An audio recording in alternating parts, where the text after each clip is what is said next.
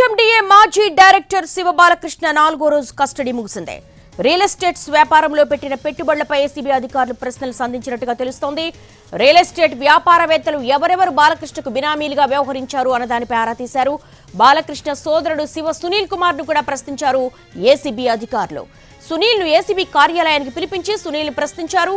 Balakrishna real estate వ్యాపారం చేసినట్టుగా గుర్తించింది ఏసీబీ. సునీల్ పేరుపై భారీగా ఆస్తులున్నట్లుగా గుర్తించారు. రెరా ఆఫీస్ 4th ఫ్లోర్ లోని బాలకృష్ణ ఛాంబర్ లో లాకర్ ను బ్రేక్ చేశారు ఏసీబీ అధికారులు. 12 లక్షల విలువ చేసే పట్టు చీరలు, 20 లక్షలకు పైగా నగదు స్వాధీనం చేసుకున్నారు. బాలకృష్ణ వైవాహిక జీవితానికి సంబంధించి పలు ఫోటో ఆల్బమ్లు కూడా స్వాధీనం చేసుకున్నారు. భూములకు సంబంధించిన పాస్ పుస్తకాలు కూడా హ్యాండ్ ఓవర్ చేసుకున్నారు ఏసీబీ అధికారులు.